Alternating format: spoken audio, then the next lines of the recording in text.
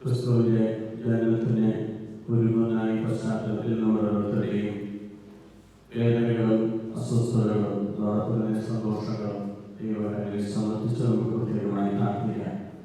യേശുവിന്റെ ജനനം നിർമ്മലമായ മനസ്സുകളിലാണെന്നുള്ള ബോധ്യത്തോടുകൂടി നമ്മുടെ പാപത്തിന്റെ എല്ലാ ചിന്തകളും ദൈവത്തിന്റെ മുകളിൽ കഴുകിക്കളഞ്ഞ് നമ്മളെ തന്നെ പരിപൂർണമായി ദൈവത്തിന് സമർപ്പിച്ചുകൊണ്ട് യേശുവിന്റെ സന്നിധിയിലായിരിക്കാൻ നമുക്ക് ഭക്തിപൂർവ്വം ഈ വിശുദ്ധതയിൽ പങ്കെടുക്കാം.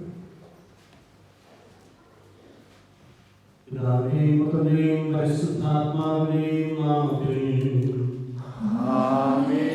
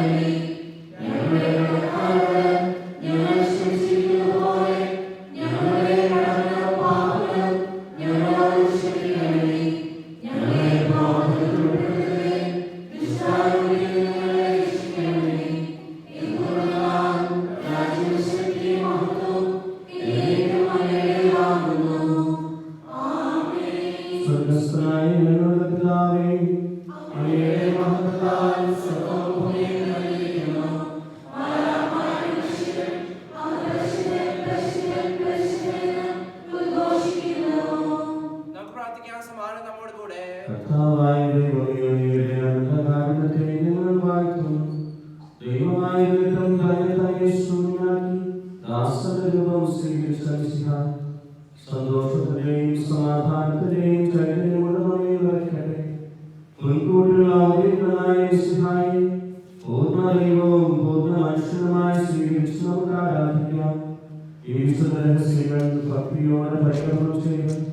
പരിത്രാണ കർമ്മത്തിന്റെ ഫലങ്ങൾക്ക് അർഹരാകുവാൻ അവിടുന്ന് നമ്മെ സഹായിക്കട്ടെ. പിതാവും പുത്രനും പരിശുദ്ധാത്മാവുമായ സർവേശ്വരാ.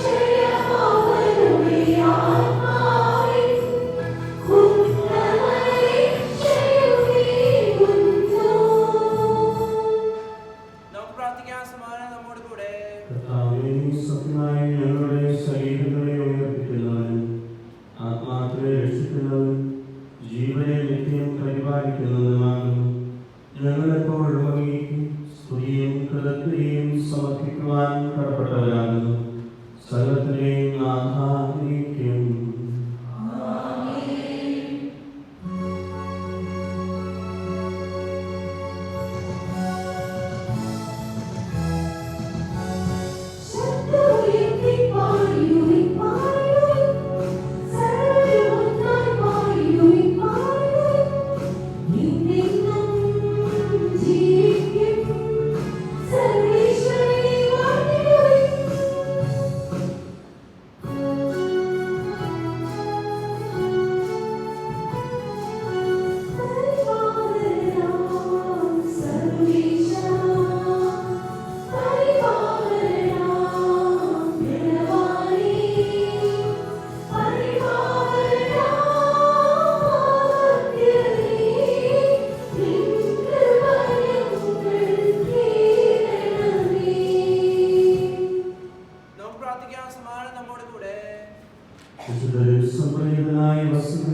പരിശുദ്ധനും സ്തുത്യർഹനും ബലവാനും അമർത്യനുമായ കർത്താവേ, അങ്ങയുടെ സ്വഭാവത്തിനൊപ്പം എപ്പോഴും ഞങ്ങളെ കടാക്ഷിക്കുകയും അനുഗ്രഹിക്കുകയും ഞങ്ങളോട് കരുണ കാണിക്കുകയും ചെയ്യണമേ. പിതാവും പുത്രനും പരിശുദ്ധാത്മാവുമായ സർവ്വേശ്വരാവിലേക്കും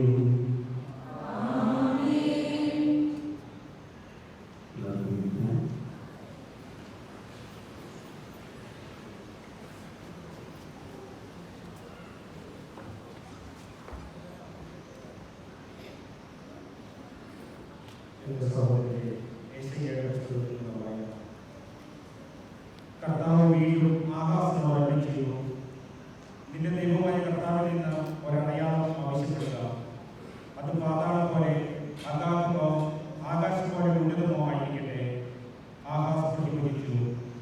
ഞാനത് ആവശ്യപ്പെടുകയോ കർത്താവിനെ പരീക്ഷിക്കുകയോ ഇല്ല. അപ്പോൾ യെശയ്യാ പറഞ്ഞു, ദാവീദിന്റെ ഭവനമേ, ശ്രദ്ധിക്കുക. മനുഷ്യരെ അസഹ്യപ്പെടുത്തുന്നത് പോരാഞ്ഞിട്ടാണോ എൻ്റെ ദൈവത്തിൻ്റെ ക്ഷമ പരീക്ഷിക്കുന്നത്? അതിനാൽ കർത്താവ് തന്നെ നിനക്ക് അടയാളം തരും. യുവതി ഗർഭം ധരിച്ച് ഒരു പുത്രനെ പ്രസവിക്കും. അവൻ ഇമ്മാനുവേൽ എന്ന് വിളിക്കപ്പെടും. തിന്മ ത്യാഗിക്കാനും നന്മ സ്വീകരിക്കാനും പ്രായമാകുമ്പോൾ ബാലൻ തൈലത്തിൽ ഭക്ഷിക്കും. തന്മതിന്മകൾ തിരിച്ചറിയാൻ ആ ബാലന് പ്രായമാകുന്നതിന് മുമ്പ് നിങ്ങൾ ഭയപ്പെടുന്ന 2 രാജാക്കന്മാരുടെയും രാജ്യങ്ങൾ നിർജ്ജനമാകും. എന്നാൽ ദുഃഖത്തിലാണ്ടുപോയവരുടെ അന്ധകാരം നീങ്ങിപ്പോകും. ആദ്യകാലങ്ങളിൽ സെബൂലൂണിന്റെയും നഫ്താലിയുടെയും ദേശങ്ങളെ അവിടുന്ന് നിന്ദനത്തിനിരയാക്കി. എന്നാൽ അവസാന നാളുകളിൽ സമുദ്രത്തിലേക്കുള്ള പാതയെ, ജോർദാനക്കരയുള്ള ദേശത്തെ ജനതകളുടെ ഗലീലയെ അവിടുന്ന് മഹത്വപൂർണ്ണമാക്കും. അന്ധകാരത്തിൽ കഴിഞ്ഞ ജനം മഹത്തായ ഒരു പ്രകാശം കണ്ടു. കൂരിരുട്ടിന്റെ ദേശത്ത് വസിച്ചിരുന്നവരുടെ മേൽ പ്രകാശം കുറിച്ചു. അന്ന് ജനതയെ വർദ്ധിപ്പിച്ചു. അവർക്ക് അത്യധികമായ ആനന്ദം നൽകി.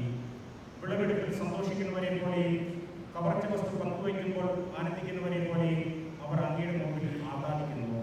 എന്തെന്നാൽ നമുക്ക് ഒരു ശിശു ജനിച്ചിരിക്കുന്നു, നമുക്ക് ഒരു പുത്രൻ നൽകപ്പെട്ടിരിക്കുന്നു. ആധിപത്യം അവൻ്റെ ചുമലിലായിരിക്കും. വിസ്മയനായ ഉപദേഷ്ടാവ്, ശക്തനായ ദൈവം, നിത്യനായ പിതാവ്, സമാധാനത്തിന്റെ രാജാവ് എന്നവൻ വിളിക്കപ്പെടും. ദാവീദിന്റെ സിംഹാസനത്തിലും അവന്റെ രാജ്യത്തിലും അവന്റെ ആധിപത്യം നിസ്സീമമാണ്. അവന്റെ സമാധാനം അനന്തവും. നീതിയിലും ധർമ്മത്തിലും എന്നേക്കും അത് സ്ഥാപിച്ചു പരിപാലിക്കാൻ തന്നെ. സൈനികളുടെ കർത്താവിന്റെ ഭീഷണത ഇത് നിറവേറ്റും.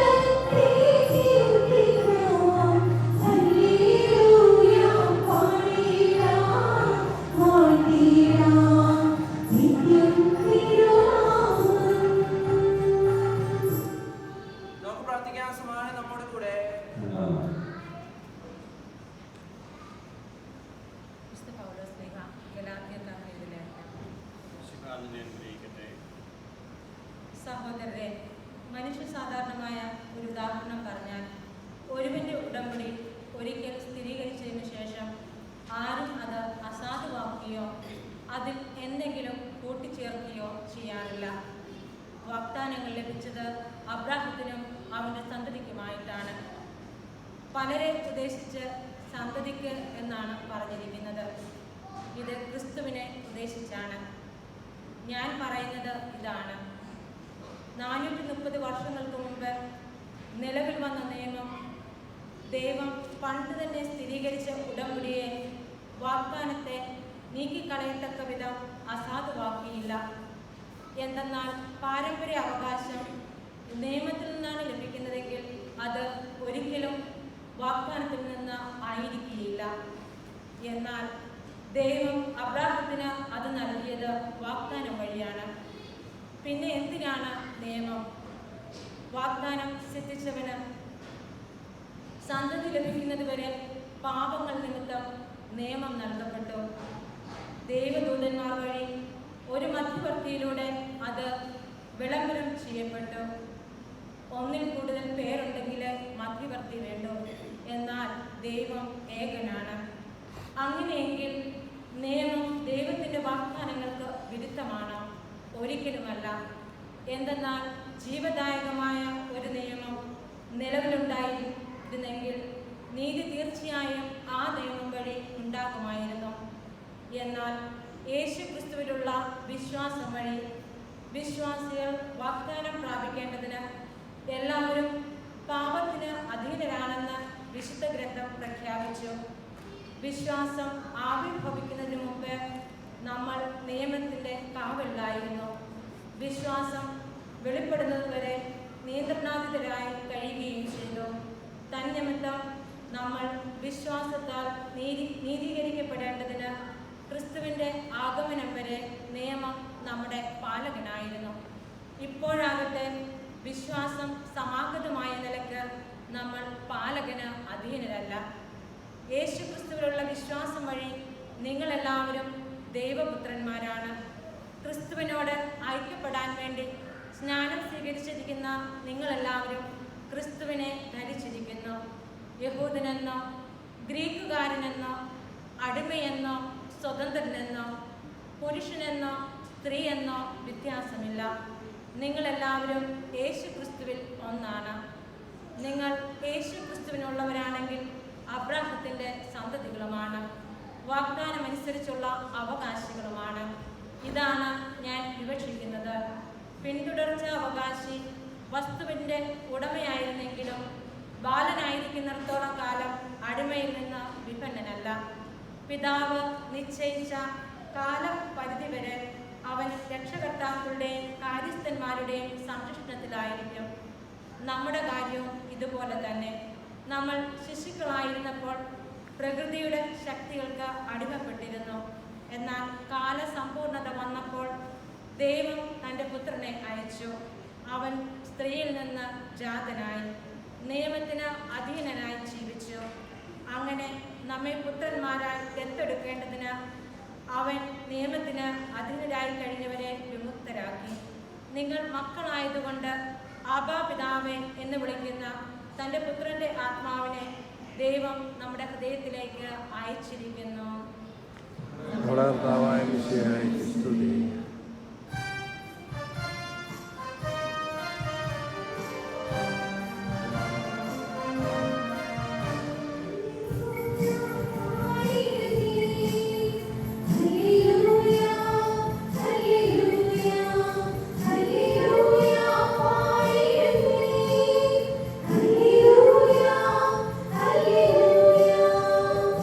Hallelujah.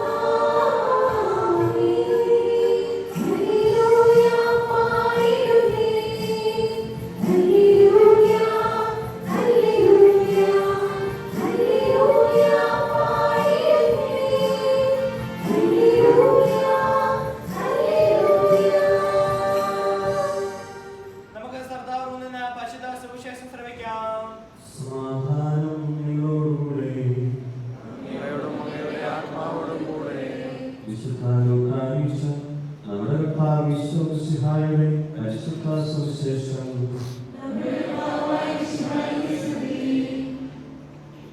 അക്കാലത്ത് ലോകമാസകലമുള്ള ജനങ്ങളുടെ പേര് എഴുതി ചേർക്കപ്പെടണം എന്ന് അഗസ്റ്റസ് സീസറിൽ നിന്ന് കൽപ്പന പുറപ്പെട്ടു. ക്വീനിയോസ് സിറിയയിൽ ദേശാധിപതിയായിരിക്കുമ്പോൾ ആദ്യത്തെ ഈ പേരെടുത്ത് നടന്നു. പേരെടുക്കാനായി ഓരോരുത്തരും താന്താങ്ങളുടെ നഗരത്തിലേക്ക് പോയി. ജോസഫ് ദാവീദിന്റെ കുടുംബത്തിലും വംശത്തിലും പെട്ടവനായിരുന്നതിനാൽ പേരെടുക്കാനായി ഗലീലയിലെ പട്ടണമായ നസറത്തിൽ നിന്ന് യൂദയായിൽ ദാവീദിന്റെ പട്ടണമായ ബെത്ലഹേമിലേക്ക് ഗർഭിണിയായ ഭാര്യ നയത്തോടുകൂടി പോയി. പോയിരിക്കുമ്പോൾ അവൾക്ക് പ്രസവ സമയമെടുത്തു. അവൾ തന്റെ കടിഞ്ഞൂൽ പുത്രനെ പ്രസവിച്ചു. അവനെ വെള്ളക്കച്ചവട പൊതിഞ്ഞ് പുൽത്തൊട്ടിയിൽ കിടത്തി. കാരണം സത്രത്തിൽ അവർക്ക് സ്ഥലം ലഭിച്ചില്ല.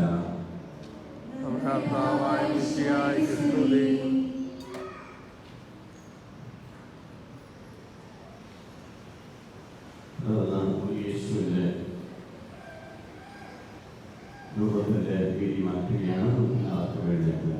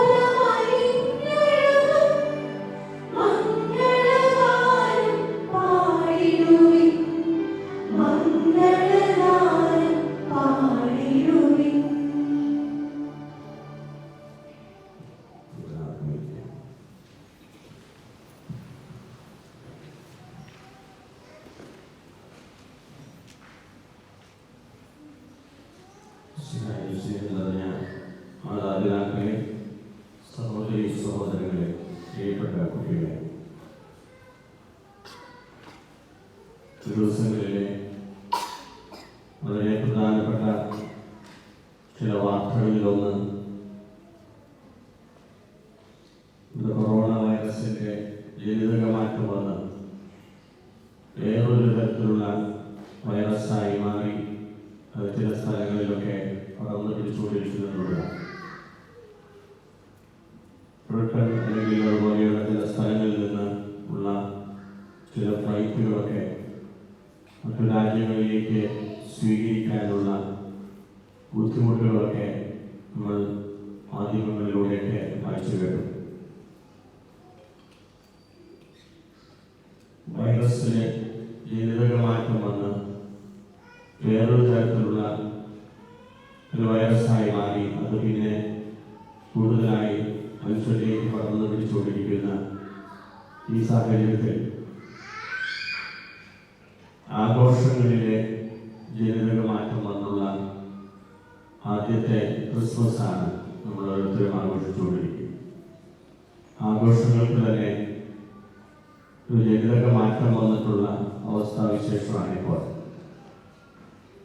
ഒരുപാട് ബാഹ്യമായിട്ടുള്ള കാര്യങ്ങളിൽ നിന്നൊക്കെ വ്യത്യസ്തമായി കുറെ കൂടി ആന്തരികതയിലേക്ക്, കുറെ കൂടി ധ്യാനാത്മകതയിലേക്കൊക്കെ മനുഷ്യർ കടന്നു വരുന്ന ഒരു സമയമാണ്. യഥാർത്ഥത്തിലുള്ള വിശ്വാസമുള്ള മനുഷ്യർക്ക് ആത്മീയതയിലേക്ക് കൂടുതലായി വളരുന്ന പ്രത്യേക സാഹചര്യത്തിലൂടെയാണ് നമ്മൾ കടന്നു പോകുക. അവനവൻ്റെ സ്വാതന്ത്ര്യത്തിനനുസരിച്ച്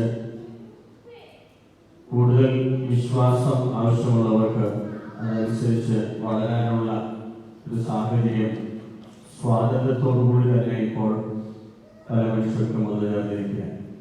അതുകൊണ്ട് തന്നെ യഥാർത്ഥത്തിലുള്ള വിശ്വാസം എന്താണെന്ന് തിരിച്ചറിയുന്ന നിമിഷം കൂടിയാണ്. ചില സ്ഥലങ്ങളിലൊക്കെ വിശുദ്ധ കുർബാനകളൊക്കെ പള്ളിയിൽ ആരംഭിച്ചു കഴിഞ്ഞിട്ടും ചിലപ്പോഴെങ്കിലും ഓൺലൈനിലെ കുർബാന കണ്ടാൽ മതി എന്നൊക്കെ ചിന്തിക്കുന്ന ചില വ്യക്തികളൊക്കെ നമ്മൾ കാണുന്നുണ്ട്. വിശുദ്ധ ബലി അതിൻ്റെതായിട്ടുള്ള പരിപൂർണതയിൽ ബാഹ്യമായിട്ട് മറ്റുള്ളവർ പറയുന്നത് പോലെയല്ല, അല്ലെങ്കിൽ ഓൺലൈനിൽ കാണുന്നത് പോലെയല്ല, മറിച്ച് ആത്മീയമായിട്ടുള്ള ഒരു വിശ്വാസത്തിൻ്റെ ഭാഗമെന്നോണം വിശുദ്ധ ബലിയിൽ പങ്കുചേർന്ന് യേശുവിൻ്റെ ശരീരം ഭക്ഷിക്കാനുള്ള അവസരം ഉണ്ടായിട്ട് പോലും ഓൺലൈനിലൊക്കെ കുർബാനകൾ മതി എന്ന് ചിന്തിക്കുന്ന ഒരു വിഭാഗം കൂടി ചിലപ്പോഴെങ്കിലും വളർന്നു വരുന്നുണ്ട്. പക്ഷെ അതിൽ നിന്നൊക്കെ വ്യത്യസ്തമായി വിശ്വാസമുള്ള മനുഷ്യനെ അതിൻ്റെതായിട്ടുള്ള പ്രാധാന്യം മനസ്സിലാക്കിക്കൊണ്ട് ആത്മീയതയിലേക്ക് കടന്നു വരാനുള്ള ഒരു അവസരമായിട്ടാണ് ഈ ദിവസങ്ങളിലൊക്കെ നമ്മുടെ വിശുദ്ധ കുർബാനകളും മറ്റുമൊക്കെ മുന്നോട്ട് പോകും. അപ്രതീക്ഷിതമായിട്ടുള്ള ഒരുപാട് സംഭവങ്ങൾ നമ്മുടെ ചുറ്റിലും നടന്നുകൊണ്ടിരിക്കുകയാണ്. കഴിഞ്ഞ ക്രിസ്മസ് കഴിഞ്ഞ ഉടൻ തന്നെ നാട്ടിലേക്ക് പോകുന്ന അവസരത്തിൽ നിറച്ച് പോകുകയായിരുന്നു. മെൽബൺ ഭാഗത്തും സിഡ്നി ഭാഗത്തും അതോടൊപ്പം തന്നെ വാഗയിൽ നിന്നൊക്കെ പുറപ്പെടുന്ന സമയത്ത് പോകുകയായിരുന്നു. ആരും പ്രതീക്ഷിച്ചില്ല അങ്ങനെ ഒരു ബുഷ് ഫയർ ഓസ്ട്രേലിയയിൽ കടന്നു പിടിക്കുന്നത്. അപ്രതീക്ഷിതമായിട്ടുള്ള ഒരു സാഹചര്യമായിരുന്നു. അതിനുശേഷം പിന്നീട് കൊറോണ വ്യാപിച്ച് ലോകത്തിലെ എല്ലാ രാജ്യങ്ങളും തന്നെ വിവിധം അത് അനുഭവിച്ചുകൊണ്ടിരിക്കുന്ന പശ്ചാത്തലത്തിലാണ് ഇപ്പോൾ നമ്മൾ പോയിക്കൊണ്ടിരിക്കുന്നത്. പിതാവിന്റെ ജീവിതത്തിലും അതോടൊപ്പം തന്നെ പരിശുദ്ധ കന്യകാമറിയത്തിന്റെ ജീവിതത്തിലുമൊക്കെ ഇതുപോലെയുള്ള അപ്രതീക്ഷിതമായിട്ടുള്ള ചില അവസ്ഥാവിശേഷങ്ങൾ വന്നു ചേർന്നതാണ്. പിതാവ് പ്രതിസന്ധികൾ വന്നപ്പോൾ എന്താണ് ചെയ്തത് എന്ന് ഇന്ന് നമ്മൾ ധ്യാനിക്കുന്നത് നല്ലതാണ്. ആരോടും പരിഭവമില്ലാതെ, ആരോടും പരാതി പറയാതെ, ബൈബിളിൽ ഒരു വാക്ക് പോലും സംസാരിക്കാതെ ആ മനുഷ്യന്റെ ജീവിതത്തിലുണ്ടായ പ്രതിസന്ധികളിൽ അവൻ എങ്ങനെയാണ് പിടിച്ചു നിന്നത് എന്ന് ചോദിച്ചാൽ അവൻ ധ്യാനത്തിലേക്ക് പിന്തിരിഞ്ഞു എന്നുള്ളതാണ്. അവന് മാലാഖമാർ പ്രത്യക്ഷപ്പെട്ട് സ്വപ്നത്തിൽ പ്രത്യക്ഷപ്പെട്ട് അവരോട് പറയുന്നതിനനുസരിച്ച് ദൈവത്തിന്റെ വചനത്തിനനുസരിച്ച് അവൻ അവന്റെ ജീവിതത്തെ മുന്നോട്ട് കൊണ്ടുപോയി എന്ന് നമ്മൾ സുവിശേഷത്തിൽ വായിക്കുന്നു. സ്വപ്നത്തിൽ ദൈവം പ്രത്യക്ഷപ്പെടുമ്പോൾ അതിന്റെ അർത്ഥം അവൻ ഉറക്കത്തിൽ പോലും ദൈവത്തോടൊപ്പമാണ് എന്നുള്ളതാണ്. ദൈവികമായിട്ടുള്ള ഒരു വലിയ സ്വാതന്ത്ര്യത്തോടുകൂടി ജീവിക്കുന്ന ഒരു മനുഷ്യൻ, ആരോടും പരിഭവമില്ലാതെ ദൈവത്തിന്റെ അനുഭവത്തിൽ മാത്രമായിരിക്കുന്ന മനുഷ്യർക്കാണ് സ്വപ്നത്തിൽ പോലും മാലാഖ പ്രത്യക്ഷപ്പെടുന്നത്. ദൈവത്തിന്റെ വചനം അവൻ ഉറക്കത്തിൽ പോലും കേട്ടു എന്ന് നമ്മൾ കേൾക്കുമ്പോൾ ഇതിന്റെ അർത്ഥം അത്രമാത്രം ദൈവവുമായി അവൻ ഗാഢബന്ധം പുലർത്തിയിരുന്നു എന്ന് തന്നെയാണ് നമ്മൾ മനസ്സിലാക്കുന്നത്. പരിശുദ്ധ കന്യാമറിയത്തിന്റെ ജീവിതത്തിൽ ഇതുപോലെ അപ്രതീക്ഷിതമായിട്ടുള്ള സംഭവങ്ങളാണ് നടക്കുന്നത്.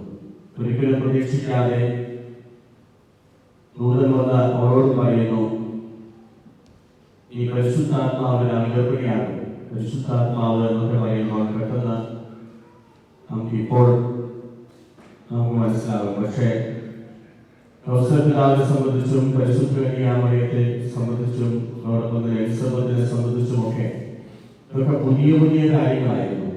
ഇന്ന് നമ്മൾ ഒരുപാട് കേട്ട് അല്ലെങ്കിൽ കുറെ വർഷങ്ങളിലൂടെ നമ്മൾ അതേ ഭാഗം തന്നെ വായിച്ചു പോകുമ്പോൾ ക്രിസ്മസിന്റെ ഓരോ ഭാഗങ്ങളെ കുറിച്ച് നമുക്ക് ഒരുപാടൊന്നും തോന്നാൻ സാധ്യതയില്ല.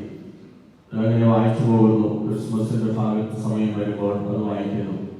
പക്ഷേ അന്ന് പരിശുദ്ധ കന്യാമറിയത്തിന്റെ മുമ്പിലൊക്കെ മാലാഖ വന്ന് പ്രത്യക്ഷപ്പെടുന്നു എന്നൊക്കെ പറയുമ്പോൾ അവിടെ മുമ്പിൽ ഒരു വലിയ അപ്രതീക്ഷിതമായ ഒരു സംഭവമാണ് നടക്കുന്നത്.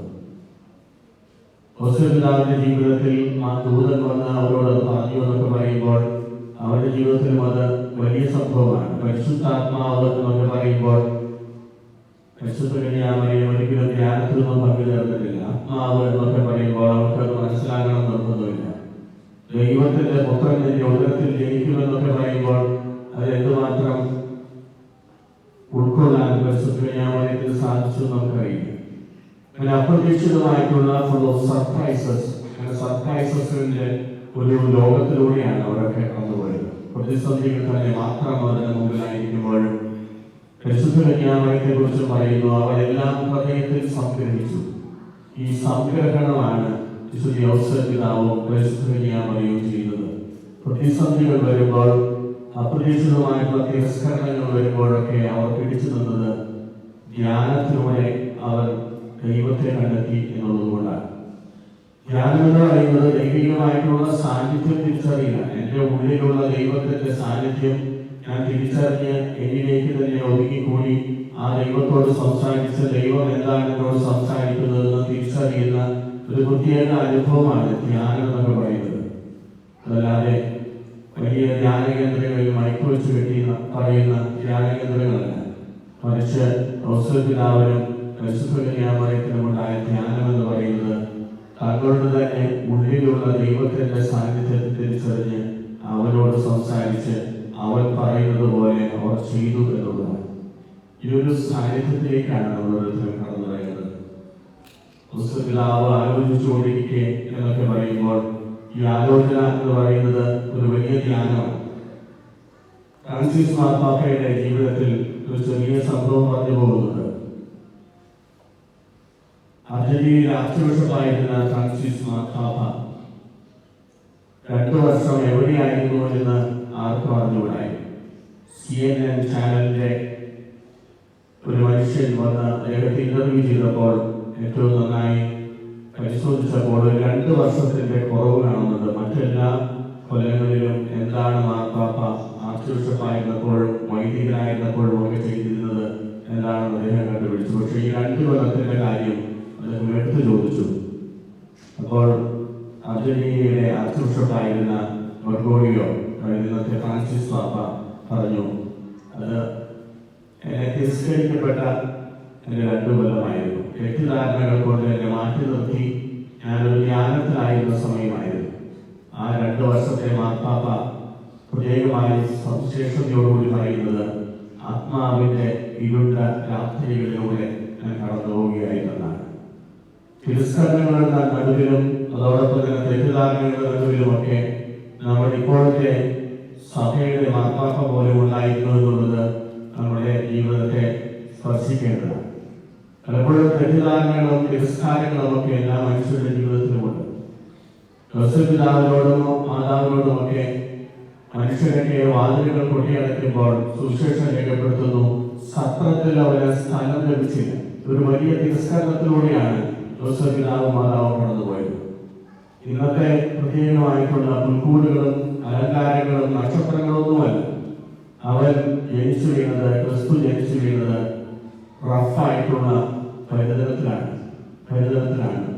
ഒരുപാട് ബുദ്ധിമുട്ടുകളിലൂടെ വൃത്തിയില്ലാത്ത പശുക്കളും ആടുകളും ഒക്കെ നെയ്യുന്ന ഒരു തൊഴുത്തിൽ, വൃത്തിയില്ലാത്ത ഒരു സാഹചര്യത്തിൽ അവർ ജനിച്ചു വീണപ്പോൾ ഇന്നത്തെ അലങ്കാരങ്ങളും ആഡംബരങ്ങളൊന്നും ഉണ്ടായിരുന്നില്ല. ഇന്ന് ജനം മുഴുവൻ ക്രിസ്മസിനെ ആഘോഷിക്കുമ്പോൾ ക്രിസ്തു ജനിച്ചു വീണത് വെറുതെ ഒരു പുൽക്കൂട്ടിലാണ്.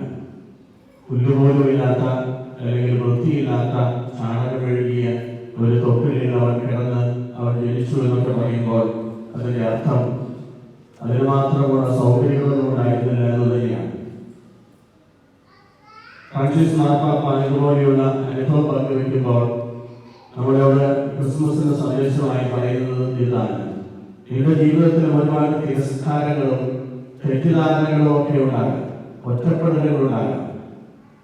നമ്മൾ പ്രിയപ്പെട്ടവരെന്നൊക്കെ നമ്മൾ വിചാരിച്ച നമ്മുടെ ജീവിത പങ്കാളിയും ചിലപ്പോൾ നമ്മുടെ മക്കളും ബന്ധുമിത്രാദികളും ഒക്കെ നമ്മൾ ഉപേക്ഷിക്കുന്ന ചില സമയങ്ങളൊക്കെ ഉണ്ടാകാം. ഒരുപാട് പണിയെടുത്ത് പൈസ അയച്ച് നാട്ടിലേക്ക് അയച്ച് അവസാനം കറിവേപ്പില പോലെ നമ്മെ തുപ്പിക്കളയുന്ന ഒരുപാട് ബന്ധുമിത്രാദികളും ഒക്കെ ചിലപ്പോൾ ഉണ്ടായേക്കാം.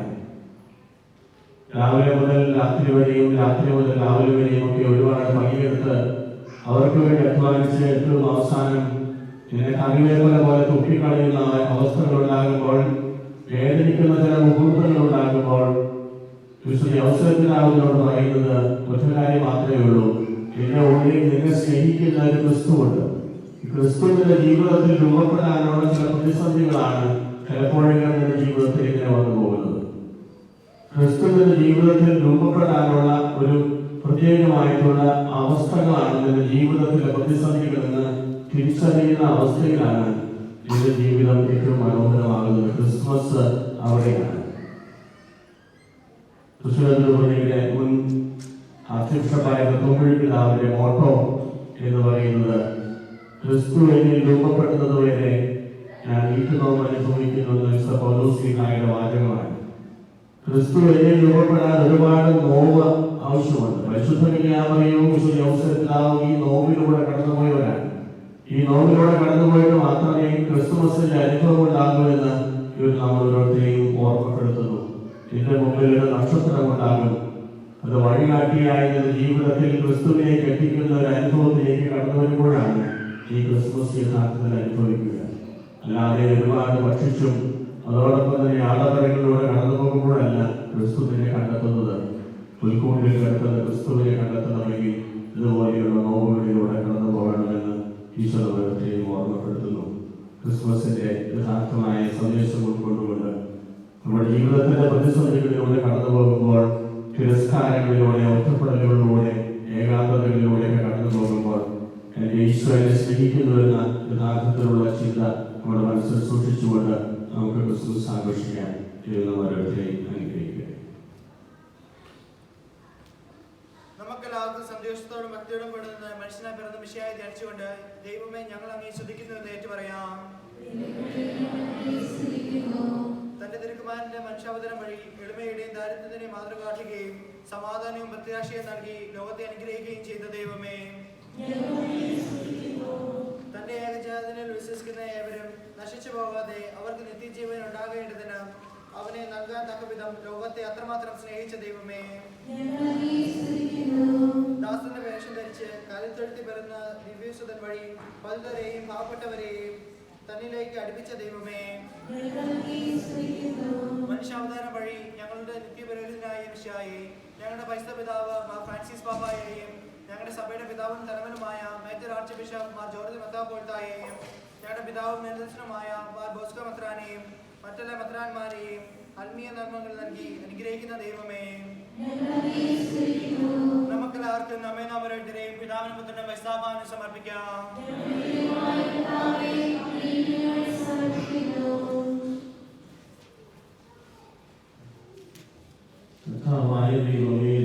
ജീവനിൽ പങ്കാരാക്കുവാൻ അങ്ങയുടെ തിരുക്കുമാരനെ ഞങ്ങൾക്ക് നൽകിയത് അങ്ങേക്ക് ഞങ്ങൾ നന്ദി പറയുന്നു.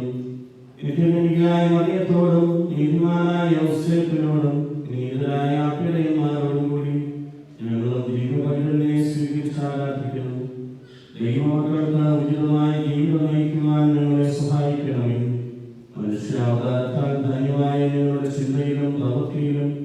വിശുദ്ധാവതീർണനാകുവാൻ അനുഗ്രഹിക്കുകയും ചെയ്യണമേ. സകലത്തിലെയും നാഥായിലേക്കും സകലത്തിലെയും നാഥനായ ദൈവം തന്റെ കൃപാസനത്തിൽ നമ്മുടെ കലകളുടെയും പാപങ്ങളുടെയും കഴിവുകളെ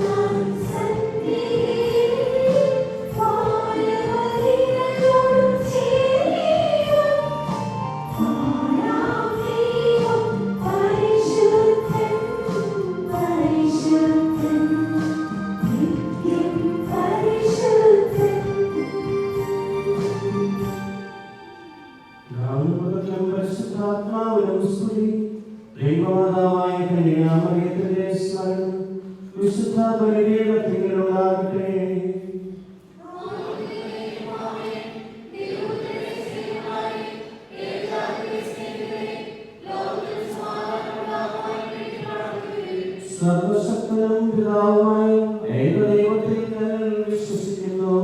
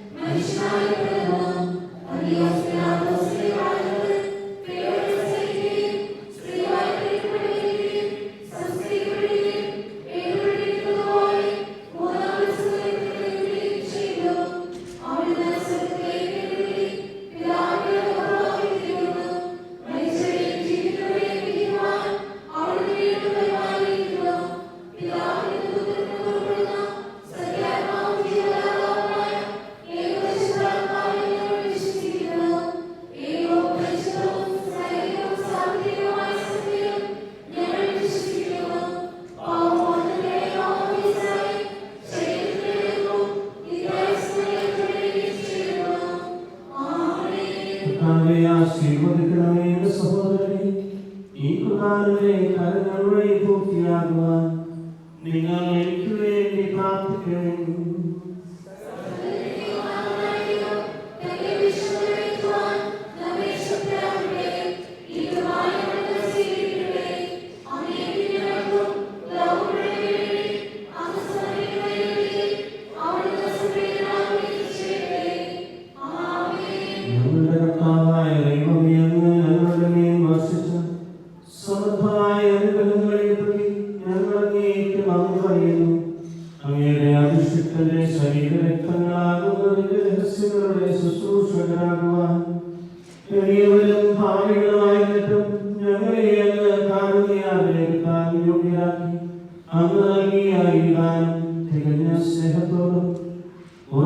വിശ്വാസത്തോടും കൂടെ പരികർമ്മം ചെയ്യുവാൻ ഞങ്ങളെ ശക്തരാക്കണമെന്ന് അങ്ങയോട് ഞങ്ങൾ അപേക്ഷിക്കുന്നു.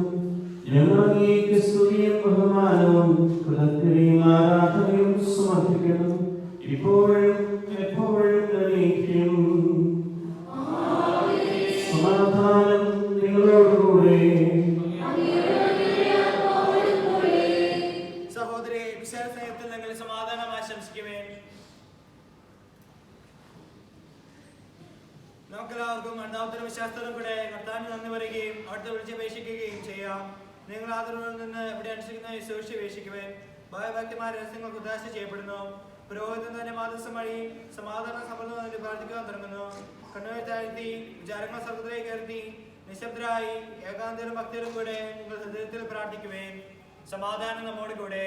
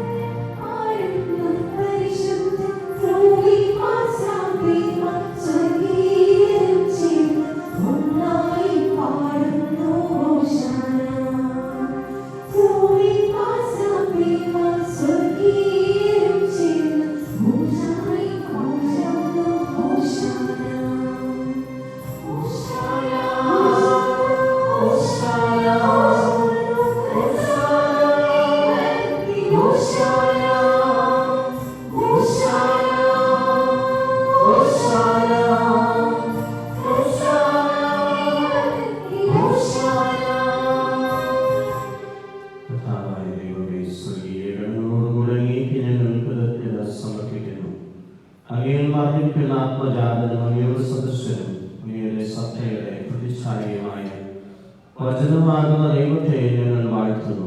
ഇവയോടുള്ള സമാനത നിലനിർത്തേണ്ട കാര്യമായി പരിഗണിക്കാതെ അവിടുന്ന് തന്നെ സൂര്യനാക്കി ദാസരൂപം സ്വീകരിച്ച് പരിപൂർണ മനുഷ്യനായി കന്യകാമറിയത്തിൽ നിന്ന് ജാതനാവുകയും ഞങ്ങളുടെ രക്ഷയുടെ സ്മാരകം ഏർപ്പെടുത്തുകയും ചെയ്തു. രക്ഷാകരമായ ഈ രഹസ്യം തിരുസന്നിധിയിൽ ഞങ്ങൾ അർപ്പിക്കുന്നു.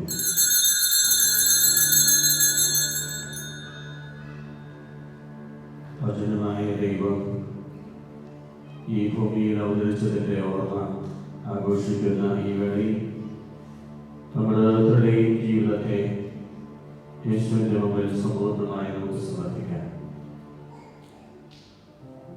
തിരസ്കാരത്തിൻ്റെയും പരിത്യക്തതയുടെയും ഒറ്റപ്പെടലുകളുടെയും നിമിഷങ്ങളിലൂടെ കടന്നു പോകുന്ന ഓരോ മക്കളെയും നമുക്ക് ദൈവകരങ്ങളിൽ സമർപ്പിച്ചുകൊണ്ട് പ്രാർത്ഥിക്കാം.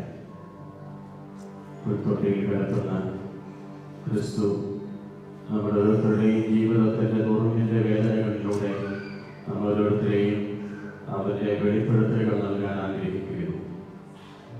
യേശുവിൻ്റെ വെളിപ്പെടുത്തലുകൾ എൻ്റെ ജീവിതത്തിൻ്റെ വേദനകളിലൂടെ നുറുങ്ങുകളിലൂടെയാണെന്ന് എപ്പോഴും തിരിച്ചറിഞ്ഞുകൊണ്ട് നമ്മളോരോരുത്തരെയും ദൈവിക കാര്യങ്ങളെ സമർപ്പിച്ച് നമുക്ക് പ്രാർത്ഥിക്കാം.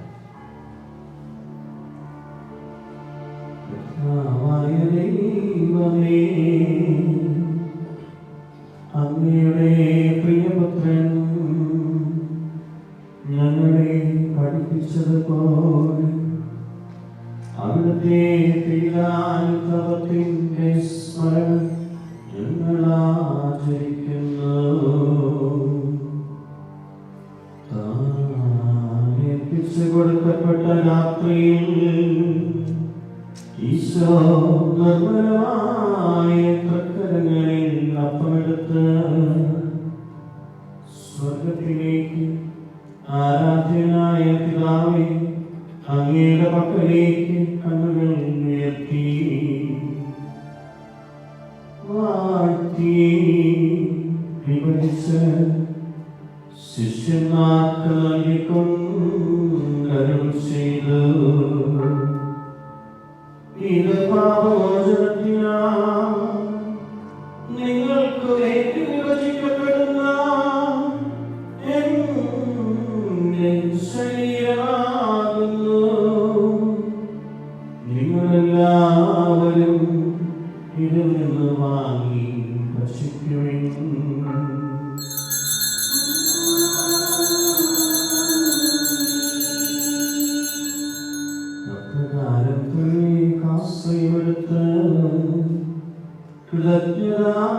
സ്തോത്രം ചെയ്ത് വാഴ്ത്തി അവർക്ക് നൽകിക്കൊണ്ട് ചെയ്തു.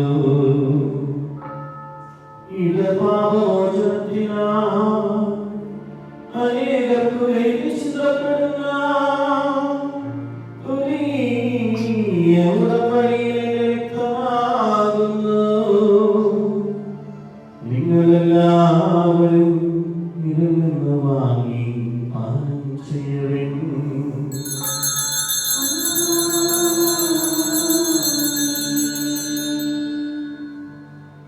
ഞാൻ ഈ ചെയ്തത് നിങ്ങളുടെ നാമത്തിൽ ഒന്നിച്ചു കൂടുമ്പോൾ എന്റെ ഓർമ്മയ്ക്കായി ചെയ്യുവിൻ. കർത്താവേ, എന്നോട് കൽപ്പിച്ചതുപോലെ എളിയവരും ബലഹീനരും പാപികളുമായി ദാസർ അങ്ങയുടെ തിരുസന്നിധിയിൽ ഒരുമിച്ച് കൂടിയിരിക്കുന്നു. നന്ദി പ്രകാശിപ്പിക്കുവാൻ കഴിയാത്തവര് അത്ര വലിയ അനുഗ്രഹമാണ് അങ്ങ് ഞങ്ങൾക്ക് നൽകിയിരിക്കുന്നത്. അങ്ങ് ഞങ്ങൾക്ക് നൽകിയ എല്ലാ സഹായങ്ങൾക്കും അനുഗ്രഹങ്ങൾക്കുമായി ഞങ്ങൾ അങ്ങേക്ക് സ്തുതിയും ബഹുമാനവും സമർപ്പിക്കുന്നു, ഇപ്പോഴും എപ്പോഴും എന്നേക്കും.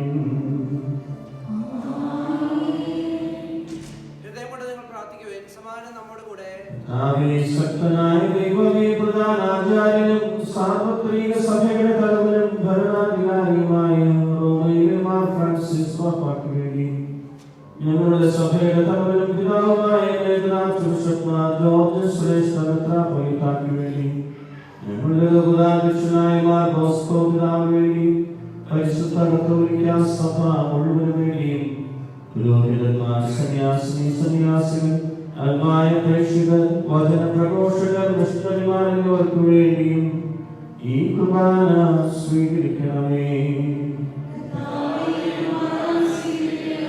ഈശ്വരനും ദുഃഖിതരും ദരിദ്രരും പീഡിതരും മാനസികവും ശാരീരികവുമായ രോഗങ്ങളാൽ വേദന അനുഭവിക്കുന്ന നാനാജാതി മതസ്ഥരായ ഞങ്ങളുടെ സഹോദരങ്ങൾക്ക് വേണ്ടി ഞങ്ങളുടെ നാമത്തിൽ പിരിഞ്ഞുപോയ ഞങ്ങളുടെ എല്ലാ പ്രിയപ്പെട്ട മരിച്ചവർക്ക് വേണ്ടി അങ്ങയുടെ കാരുണ്യത്തെ പ്രത്യാശാപൂർവം കാത്തു നിൽക്കുന്ന ഈ ദൈവ സമൂഹത്തിന് വേണ്ടി ഇവിടെ ഇന്നത്തെ പ്രത്യേക നിയോഗങ്ങൾക്ക് വേണ്ടി ഞങ്ങൾ ആർക്കെല്ലാം വേണ്ടി പ്രാർത്ഥിക്കുവാൻ കടപ്പെട്ടിരിക്കുന്നു.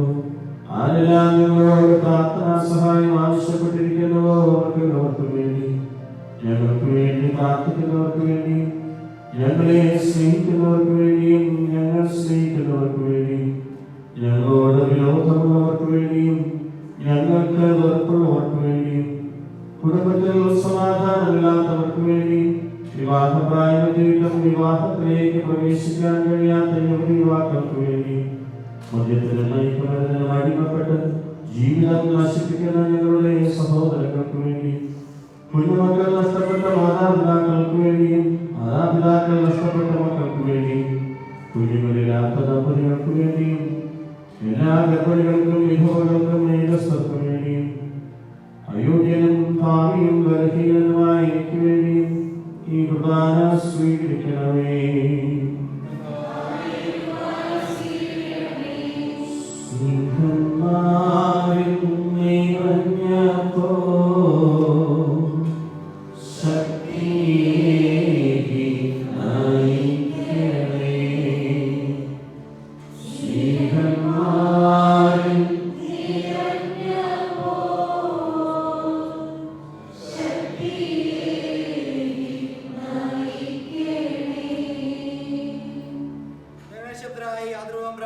സമാധാനം നമ്മോട് കൂടെ. പരിശുദ്ധാത്മാവിന്റെ നിറവാണ് പരിശുദ്ധമയിലൂടെ ക്രിസ്തു ജനിക്കാൻ ഇടയാകുന്നത്. നമ്മുടെ ജീവിതത്തിൽ ആത്മാവിന്റെ നിറവുണ്ടാകാൻ, വർഷമുണ്ടാകാൻ വേണ്ടി നമുക്ക് ആത്മാർത്ഥമായി പ്രാർത്ഥിക്കാം. ആത്മാവിന്റെ വരദാനങ്ങൾ നമ്മുടെ ഓരോരുത്തരുടെയും ജീവിതത്തിൽ സ്വീകരിച്ചുകൊണ്ട് മറ്റുള്ളവരിലേക്ക് പകർന്നു കൊടുക്കുന്ന ദൈവാനുഭവത്തിന്റെ ഭർത്താക്കളായി മാറാനുള്ള അനുഗ്രഹത്തിന് വേണ്ടി നമുക്ക് തലകുറിച്ച് പ്രാർത്ഥിക്കാം. അങ്ങയുടെ പരിശുദ്ധാത്മാവ് വരട്ടെ. അങ്ങയുടെ ദാസരുടെ കുർബാനയോട് ആവസിച്ച് ഇതിനെ ആശീർവദിക്കുകയും പവിത്രീകരിക്കുകയും ചെയ്യട്ടെ. ഇത് ഞങ്ങൾക്ക് കടങ്ങളുടെ പൊറുതിക്കും പാപങ്ങളുടെ മോചനത്തിനും മനുഷ്യരുടെ ഉയർപ്പിനുള്ള വലിയ പ്രത്യാശയ്ക്കും അങ്ങേ ഭീതിപ്പെടുത്തി എല്ലാവരോടും ഒന്നിച്ചു സ്വർഗരാജ്യത്തിൽ നവമായ ജീവിതത്തിനും കാരണമാകട്ടെ. സജീവവും പരിശുദ്ധവും ജീവനായകവുമായ അങ്ങയുടെ നാമത്തിൽ കൃതജ്ഞതയും ആരാധനയും ഞങ്ങൾ സമർപ്പിക്കുന്നു, ഇപ്പോഴും എപ്പോഴും എന്നേക്കും. ദൈവമേ, അങ്ങയുടെ കാരുണ്യത്തിനൊത്തവിധം എന്നോടും എന്റെ കുടുംബത്തോടും കരുണ തോന്നണമേ.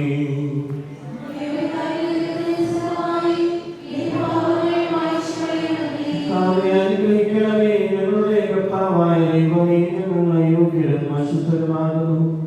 എങ്കിലും സ്തുത്യർഹവും പരിശുദ്ധവും ജീവദായകവും ദൈവികവുമായ രഹസ്യങ്ങളിലേക്ക് അങ്ങയുടെ കാരുണ്യം ഞങ്ങളെ അടുപ്പിക്കുന്നു.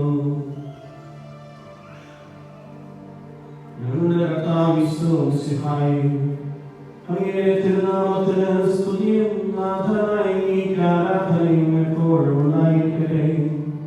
സജീവവും ജീവദായകവുമായ ഈ അപ്പം സ്വർഗത്തിൽ നൽകിയതും ലോകത്തിന് മുഴുവൻ ജീവൻ നൽകുന്നതുമാകും.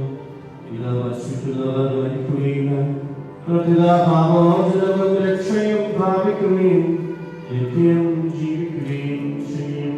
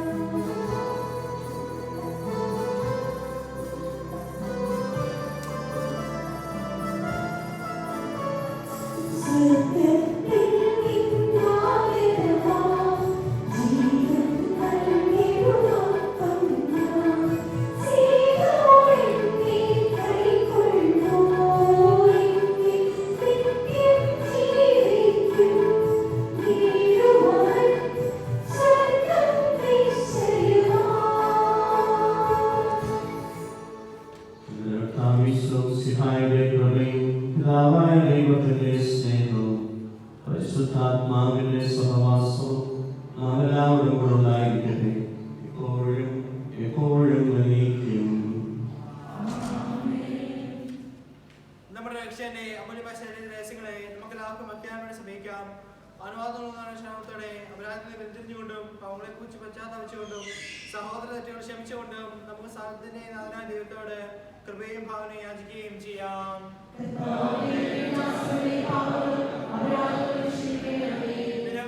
മടിഞ്ഞ് നമ്മുടെ മനസാക്ഷിയെ ശുദ്ധീകരിക്കാം. ശത്രുവിന്റെ ഉദ്ദേശത്തിൽ നിന്ന് നമ്മുടെ ആത്മാക്കളെ വിമുക്തമാക്കാം. വിശുകുർബാന സ്വീകരിക്കുകയും പരിശുദ്ധാത്മാവിനെ പ്രതിനിധിപ്പെടുകയും ചെയ്യാം. യോജിപ്പടി മാറ്റത്തിനും കൂടെ ദിവ്യരഹസ്യങ്ങളിൽ പങ്കുകൊള്ളാം.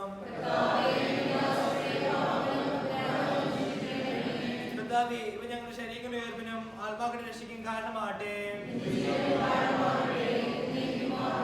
നമുക്ക് പ്രാർത്ഥിക്കാം. സമാധാനം നമ്മോട് കൂടെ.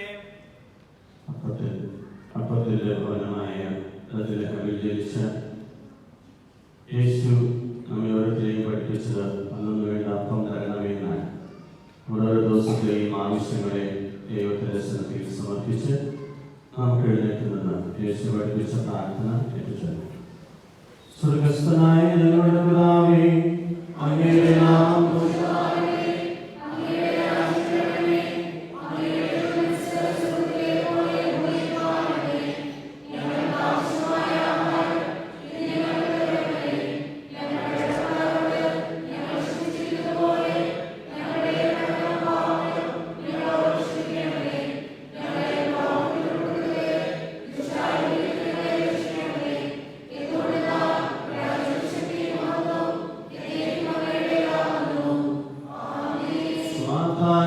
നിങ്ങളോടുകൂടെ. വിശുദ്ധ കുർബാന വിശുദ്ധ ജനത്തിനുള്ളതാകുന്നു.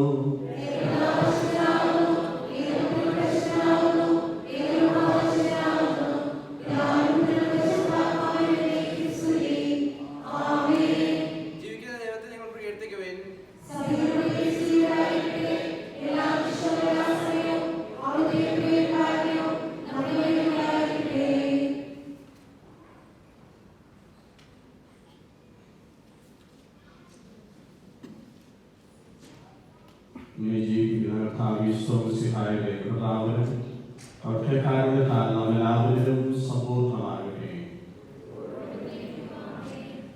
സഹോദരരെ, സർവ്വത്ര വിശ്വാസത്തോടെ ദൈവത്തിന്റെ ശരീരം സ്വീകരിക്കുവാനും അവിടുത്തെ രക്തം പാനം ചെയ്യാനും തിരുസഭ നിങ്ങളെ ക്ഷണിക്കുന്നു.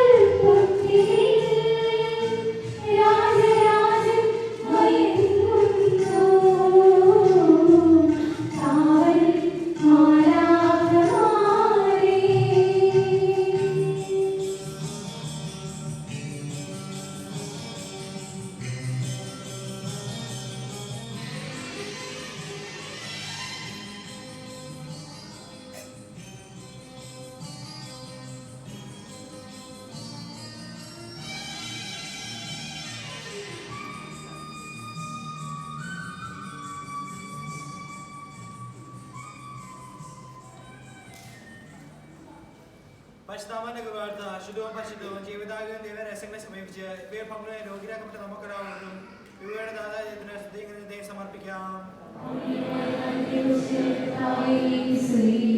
നമുക്ക് പ്രാർത്ഥിക്കാം. സമാധാനം നമ്മോട് കൂടെ. മനുഷ്യ സങ്കല്പങ്ങൾക്കും അതീതമായി ദൈവപുത്രനായ മിശിഹായുടെ ശിശുവായി ക്രിസ്തുവിൽ കടന്നുവരും. ഞങ്ങൾ അർപ്പിച്ചായി ബലിയിൽ അവിടുന്ന് സ്വയം മറച്ച് അപ്പത്തിന്റെയും വീഞ്ഞിന്റെയും സാദൃശ്യത്തിൽ തന്നെ നൽകിയതിന് ഓർത്ത് ഞങ്ങൾ നന്ദി പറയുന്നു. എല്ലാ സാഹചര്യങ്ങളിൽ പോലും അങ്ങയുടെ സാന്നിധ്യം അന്വേഷിക്കുവാനും വിവേചിച്ചറിയുവാനുമുള്ള ഉൾക്കാഴ്ച ഞങ്ങൾക്ക് പ്രദാനം ചെയ്യണമേ. പിതാവുപുത്രനും പരിശുദ്ധാത്മാവുമായ സർവേശ്വരായ നീക്കും കർത്താവായ മിശിഹായ മനുഷ്യാവതാരം വഴി മനുഷ്യവർഗത്തെ ആനന്ദിപ്പിച്ചതിന് ഞങ്ങൾ നന്ദി പറയുന്നു. തിരുപ്പിറവിയുടെ സദ്വാർത്ത കേട്ട് ആനന്ദിക്കുവാനും അതറിയിക്കുവാനും കഴിയവരായ ആട്ടിടയന്മാരെ നീ അന്വേഷിച്ചുവല്ലോ. ഈ സദ്വാർത്ത ആഴത്തിൽ ഉൾക്കൊണ്ട് ലോകത്തെ അറിയിക്കുവാൻ ഞങ്ങൾക്ക് അനുഗ്രഹം നൽകണമേ. സകലത്തിന്റെയും നാഥായിരിക്കും.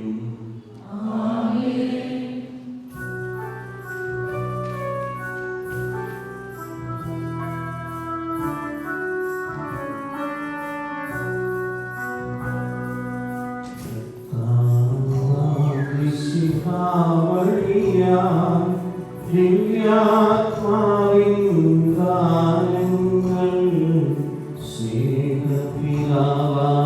സകലേശൻ വിരവൊടു നമ്മിൽ വർഷിച്ചു.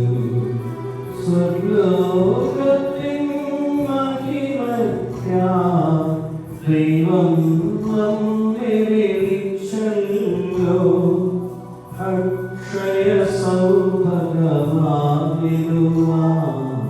ദൈവം നമ്മെ നയിച്ചല്ലോ.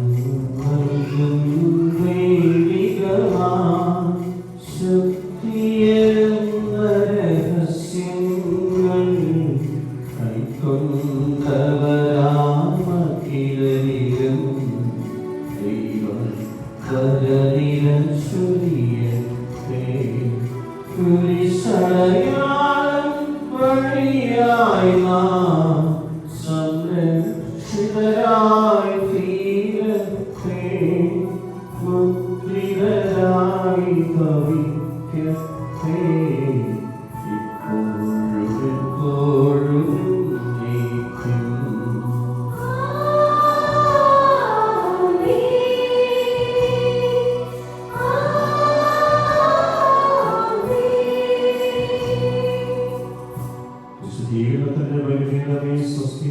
ഞങ്ങളുടെ കർത്താവിന്റെ കരുണയെ സ്വസ്തി. ഞങ്ങളുടെ ശേഷിക്കുന്നതായ ഞങ്ങളുടെ ബലിക്കും പാപങ്ങളുടെ മോചനത്തിനും കാരണമായിട്ട് പിന്നീട് ബലിയർപ്പിക്കുവാൻ ഞങ്ങളുടെ നിത്യപുരോഹിതനായ ഈശോ ഈ ദാസനായ വൈദികർക്ക് അങ്ങേ പരിശുദ്ധമായ ശരീരത്തെ ദിവസം തോറും നടത്തുന്ന അവരെ അഭിഷിക്ത കഴിവെ അറിവാകാതെ കാക്കണമേ. അങ്ങേ വലിയ ദൈവത്താൽ നമ്മെ എല്ലാവരും നാമത്തെ അനുകൂലമായി കാത്തുകൊള്ളണമേ. ശ്രേഷ്ഠമായ പൗരോഹിത്യത്തിന്റെ മഹനീയതയെ ദർശിക്കുന്ന അവരുടെ ഹൃദയങ്ങളെ ലോകവസ്തുക്കളിൽ നടത്തുകയും വിശുദ്ധമായി കാക്കുകയും ചെയ്യണമേ. പ്രിയോടുകൂടിയായിരിക്കുവാനും വചനം പ്രഘോഷിക്കുവാനും എന്നെ കൊടുക്കുവാനും അവസരമാകട്ടെ. അങ്ങയുടെ മഹത്വത്തിനു വേണ്ടിയുള്ള അവരുടെ പ്രയത്നങ്ങൾ അവരുടെ ശുശ്രൂഷ